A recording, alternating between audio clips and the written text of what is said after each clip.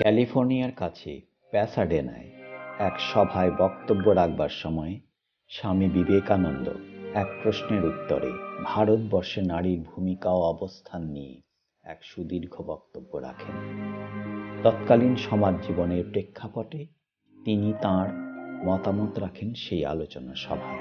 ভারতীয় নারী এবং পাশ্চাত্যের নারীর সামাজিক অবস্থান সেই সময়ের পরিপ্রেক্ষিতে কোন অবস্থায় ছিল তার এক সুচারু বর্ণনা আমরা জানতে পারি।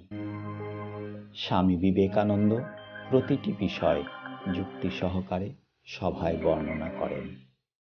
যদিও এ কথা অস্বীকার করবার উপায় নেই যে আজকের দিনের পরিপ্রেক্ষিতে হয়তো তাঁর ভাবনায় একাত্ম হতে আমরা দ্বিধাগ্রস্ত হব, কিন্তু সময়ের অন্তরে ভাবনা ও কাজের পরিবর্তনের কথা আমরা স্বামীজির কথা থেকেই শিক্ষা লাভ করি।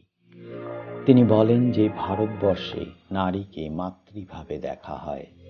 মাতৃ শব্দ হিন্দু মনে চিরদিন অনন্ত প্রেমের সঙ্গে জড়িত। জননী প্রেমের আদর্শ। তিনি পরিবারকে শাসন করেন। সমগ্র পরিবারটি তাঁর অধীনে।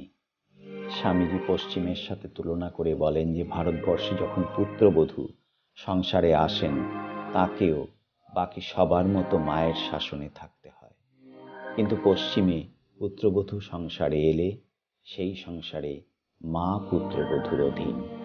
কিন্তু তিনি একথা খুব স্পষ্টভাবে সবাইকে মনে করিয়ে দেন যে প্রত্যেক জাতির নিজস্ব আদর্শ থাকে এবং জাতি সেই মতো পরিচালিত হয়।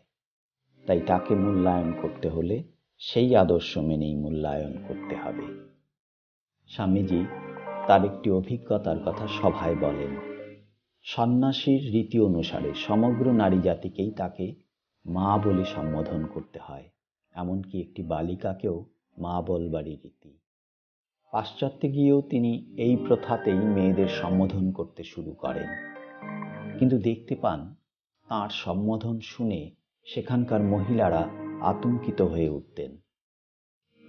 প্রথমে কারণটা বোধগম্য না হলেও পরে বুঝতে পারেন মা হলে তারা যে বুড়ি হয়ে যাবেন। ভারতবর্ষে নারীর আদর্শ মাতৃত্ব, অপূর্ব, স্বার্থশূন্য, সর্বংসহা, নিত্য ক্ষমাশীলা জননী।